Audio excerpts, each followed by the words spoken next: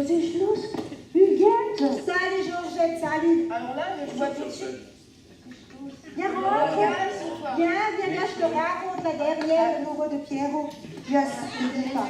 Hop. Bah alors, raconte-moi, qu'est-ce qui se passe là? Qu'est-ce qui se passe? Qu'est-ce qui t'arrive? Ça va? Oui, tout va bien. Tout va bien. Ça, je ne peux pas dire la même chose que tout va bien. Bon, attends, moi je vais un peu prendre des cannes, hein, parce que Tu j'ai te rends l'impression que compte? c'est à la paix électrique là. Tu te rends compte, Georgette?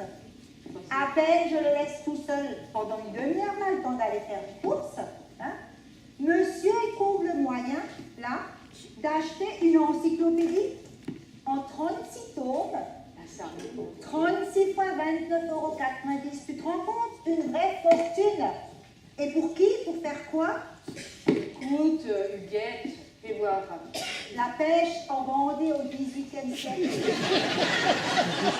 C'est la sardine, ça. C'est peut-être C'est la sardine. Oui. C'est peut-être utile, c'est pas mal.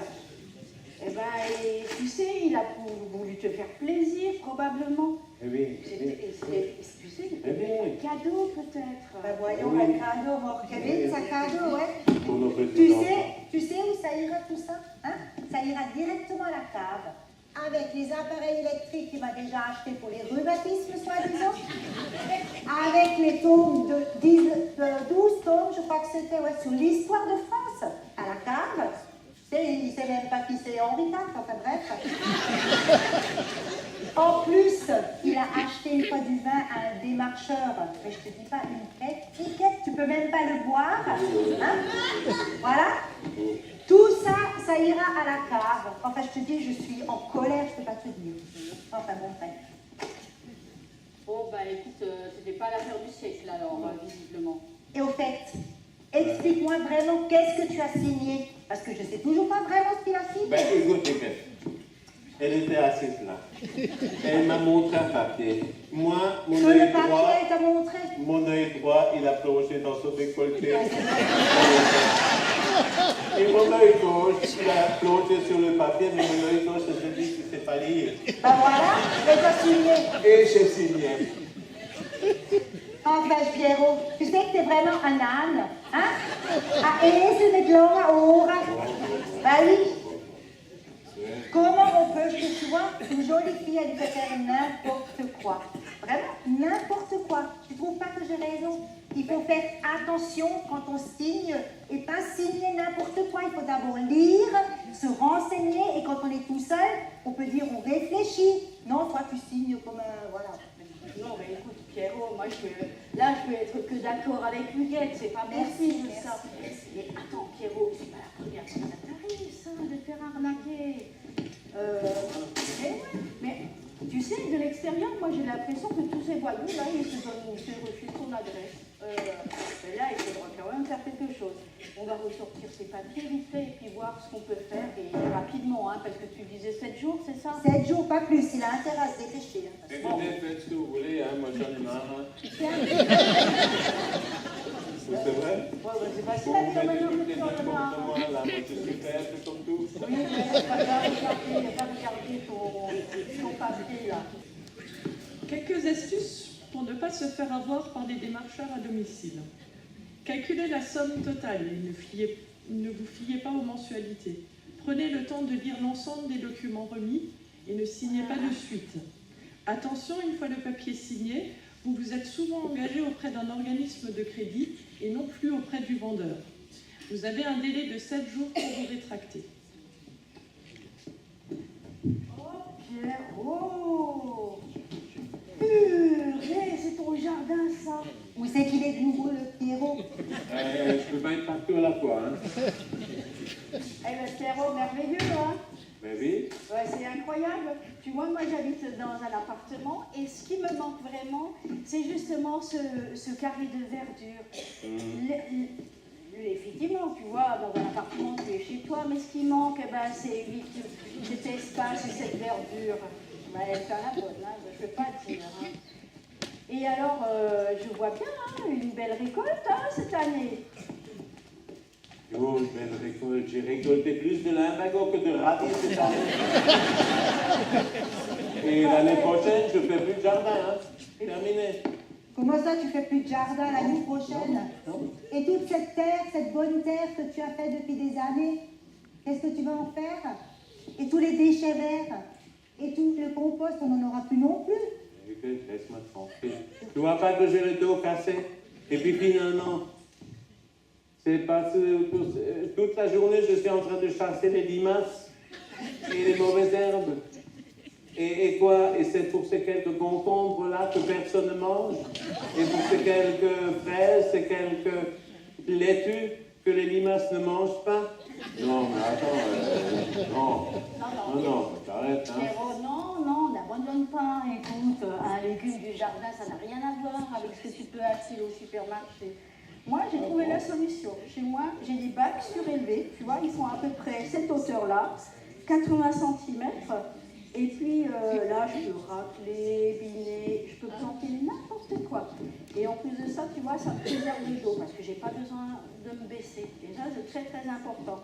Et en plus, l'avantage de ces bacs, c'est que la terre, elle reste chaude à l'intérieur longtemps. Et ce qui fait que de mars à novembre, moi, j'ai des récoltes et c'est merveilleux.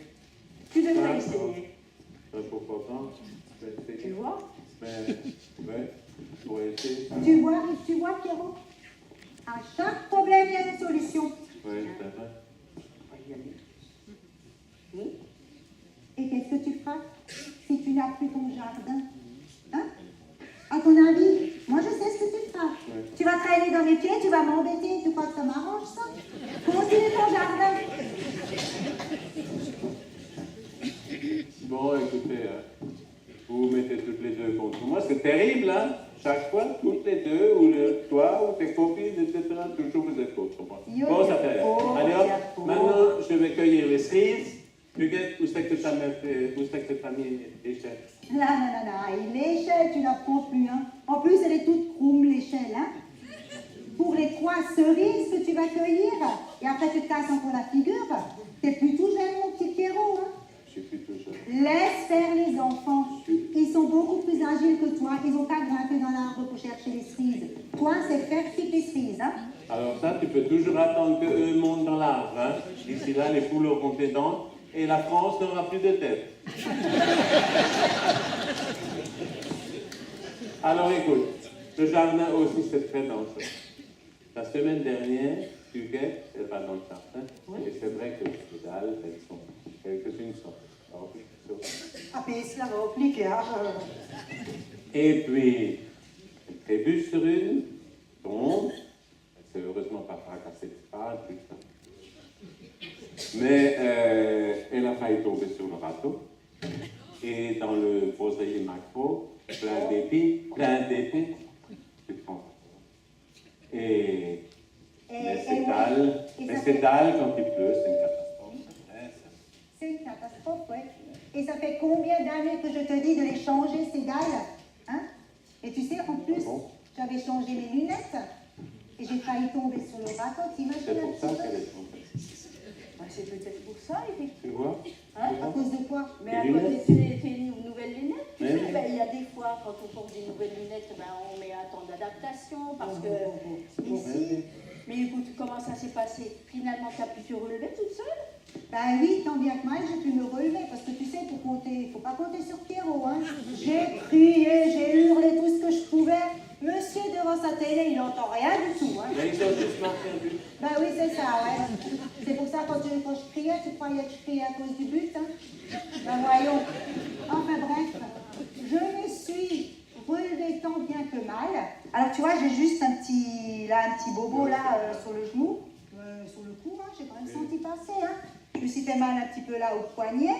Mais bon, quand je pense à ce qui aurait pu arriver avec le râteau, je m'en sors bien, heureusement, hein. Tu vois, Georgette, toi, tu n'as pas tous ces soucis avec les jardinières sur le balcon. Je crois que peut-être... Écoute, Pierrot, avant de te décider, tu viens chez moi, je te montre mes balconnières, là, mes petits bacs surélevés, et puis tu verras, tu vas être enthousiaste. En tout cas, maintenant, il faut que je parte, et je vous souhaite une bonne soirée, et un peu d'apaisement, là, vous deux. Bien sûr, mais oui. C'est dans le salon. Mais non, tu me connais, faut le bousculer tout le temps. Hein?